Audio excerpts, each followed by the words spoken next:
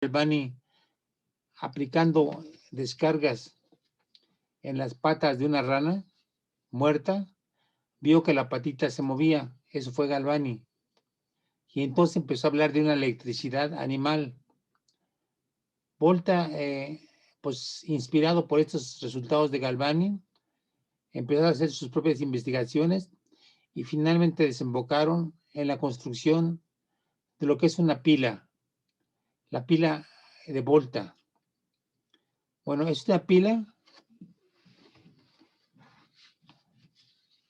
una pila porque en efecto, voy a hacer un dibujo, es una pila porque en efecto simplemente es un apilamiento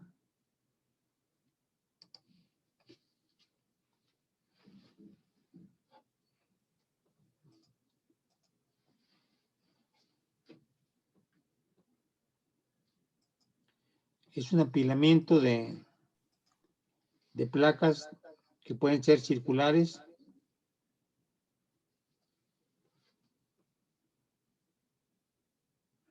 y bueno, afortunadamente ya las monedas de diferentes tipos de materiales pues adoptaban la forma circular. Bueno, entonces este es un material A,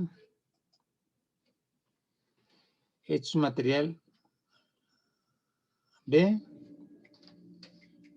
Vamos para distinguirlos, vamos a marcarlos. El A va a ser el oscurito, el B va a ser el material mineral claro.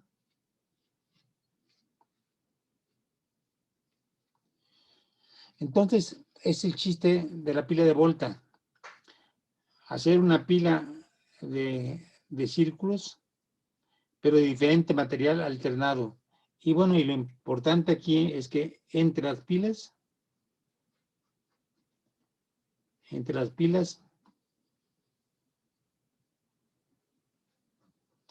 haya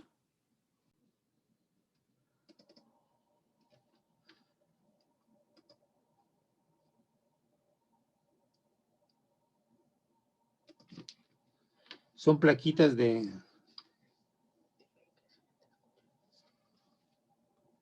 sí,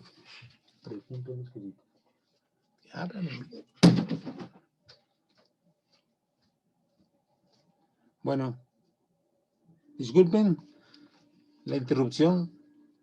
Bueno, el punto es que entre las barras, entre las cilindros, las monedas de diferentes materiales, se incrustaba papel mojado,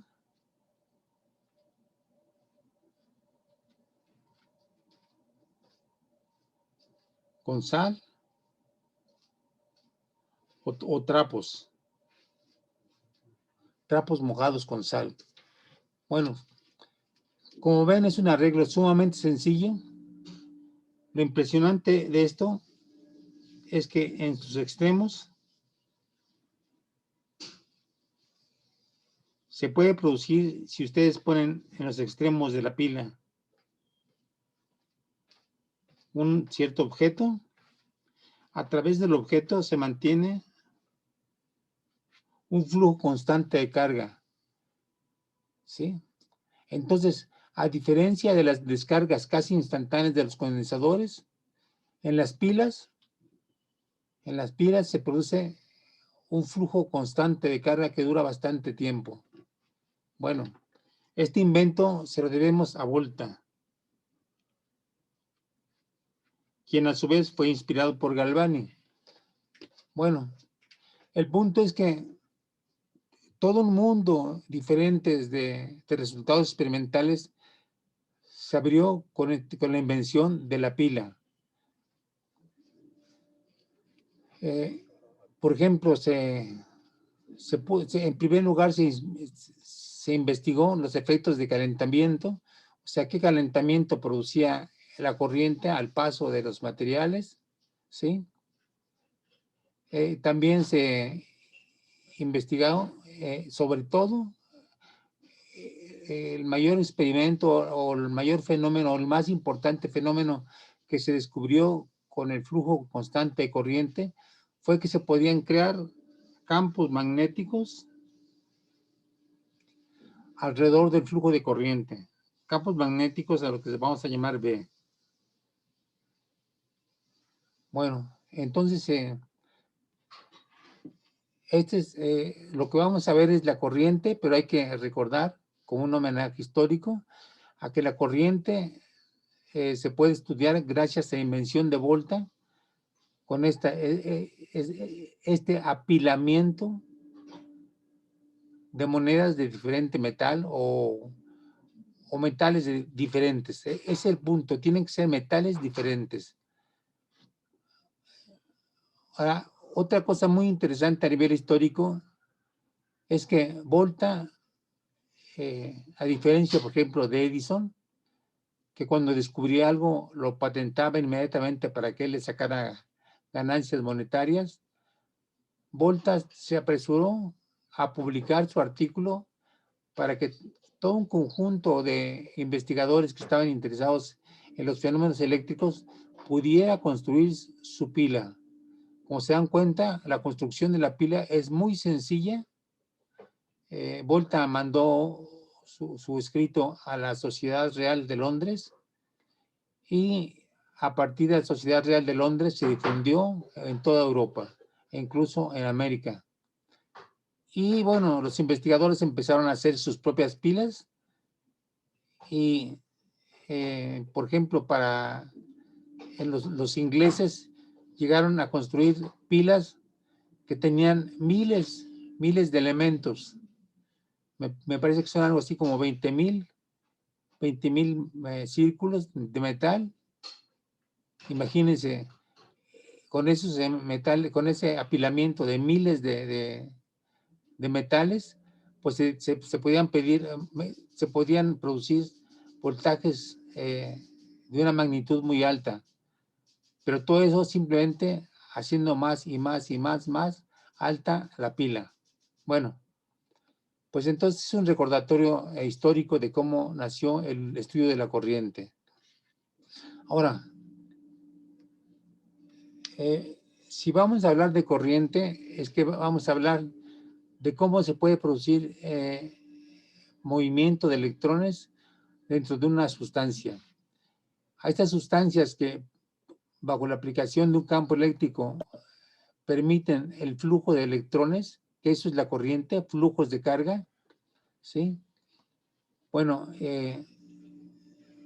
a esos metales, a esas sustancias tan particulares que permiten el paso de cargas, se les llama conductores. Ahora, para darnos una idea concreta de la cantidad de cargas que disponemos en un conductor, pues vamos a contar los electrones que hay dentro de un conductor. Es decir, los conductores libres, las cargas libres, las cargas que están en disposición de moverse bajo la acción de un campo, ¿sí? En ese sentido, hay otro tipo de sustancias, los dieléctricos, que aunque tienen electrones, estos electrones no están en posibilidad de sufrir grandes desplazamientos, pueden deformar la forma del átomo al cual están ligados, pero no pueden fluir. Al contrario, metales como el cobre, como la plata, como el fierro, como el aluminio, tienen en su última órbita electrones solos. Esos electrones solos, esos sí se pueden desplazar fácilmente, libremente, bajo la acción de un campo eléctrico. Bueno, pero la pregunta es esta: ¿de cuántos electrones disponemos en una determinada barra de metal? Bueno, vamos a averiguar eso.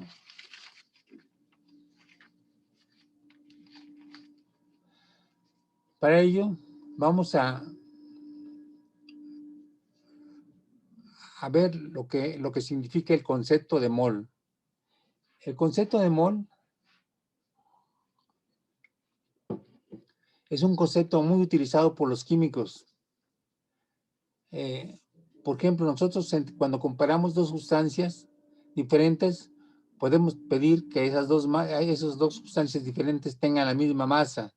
Podemos pedir que tengan el mismo volumen, pero la peculiaridad del mol es que nos permite contar las partículas que tiene. Y eso es esencial cuando se va a hacer una reacción eléctrica.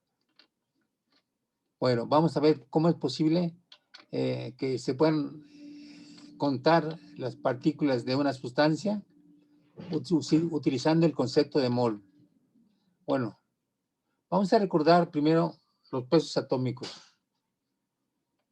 Aquí tenemos una fila de sustancias, el hidrógeno molecular, el hidrógeno atómico, digo, el helio, perdón, el carbón, el nitrógeno molecular, el oxígeno molecular. ¿Qué quisiera esto? ¿Qué significa que hablemos de peso atómico? Bueno, lo que decimos con esto es que el hidrógeno, voy a hacer un pequeño dibujo, cada átomo de hidrógeno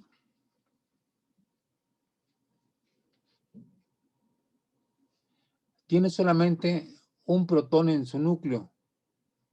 Entonces, si juntamos dos hidrógenos, tenemos que estamos uniendo, considerando a dos protones. Como los electrones prácticamente no tienen masa en comparación a los protones, entonces el peso del hidrógeno recae esencialmente en el número de protones.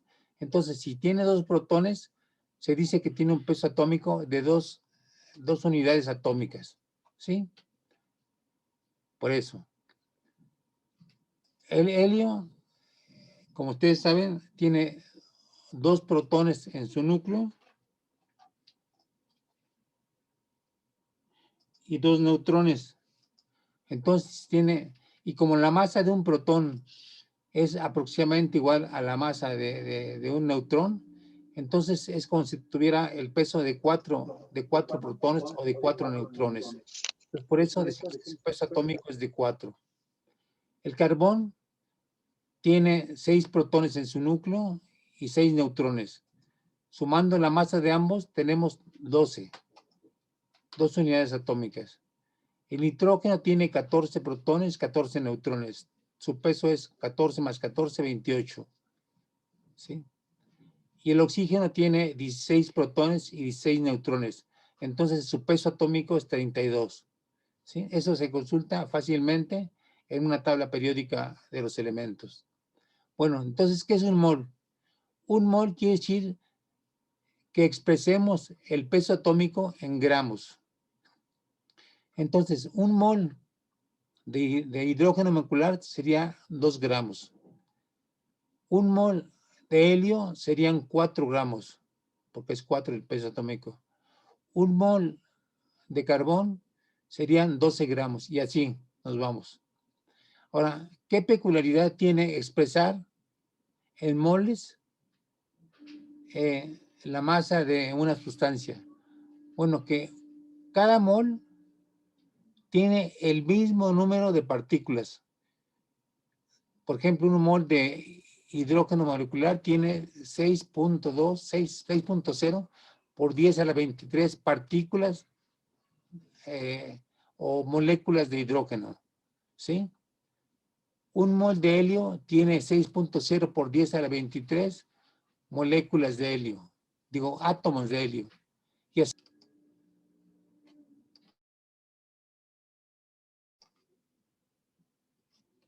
Yeah.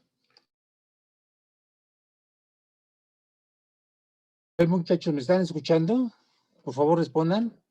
Sí, no, profesor. Ok, disculpen que se interrumpió por un momento la señal. Entonces, está clara el concepto de mol. Ese es la expresión del peso atómico de las sustancias en gramos, y ese mol tiene la propiedad de, aunque sean diferentes gramos de diferentes sustancias, todos estos gramos tienen la misma cantidad de partículas. Bueno, un ejemplo muy sencillo de cuál es la importancia para los químicos, que son los que sobre todo están acostumbrados a trabajar con este concepto. Bueno, para los químicos es importante esto por lo siguiente. Porque, por ejemplo, si quieren hacer la reacción de sodio con cloro para producir la conocidísima sal de mesa, cloruro de sodio, Esto nos está diciendo que por cada átomo de cloro hay un átomo de sodio. Entonces, para que la reacción sea completa, como el sodio tiene un peso atómico de 22, hay que poner 22 gramos de sodio, y del cloro, que tiene un peso atómico de 35, hay que poner 35 gramos. Por lo tanto, al poner un mol de sodio con un mol de cloro, pues estamos poniendo automáticamente 6 por 10 a la 23 átomos de sodio con 6 por 10 a la 23 átomos de cloro. Y entonces ya no quedan átomos sobrantes, ¿sí? Entonces con eso la reacción es completa, ¿sí? Espero que quede claro eso, porque es importante para los químicos poner, si quieren hacer una reacción completa, que no queden átomos sobrantes, pues tienen que utilizar la misma cantidad de moles para que la reacción sea adecuada.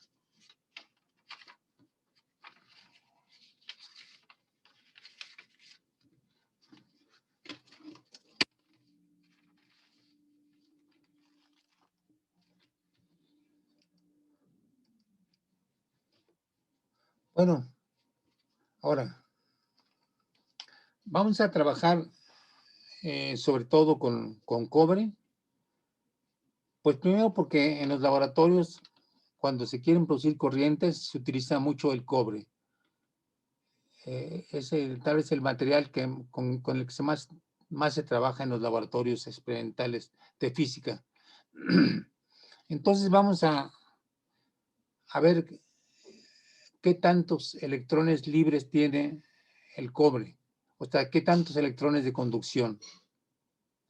Bueno, vamos a suponer que este cable de cobre, este pedacito, tiene 10 centímetros de longitud y 1 centímetro cuadrado de área.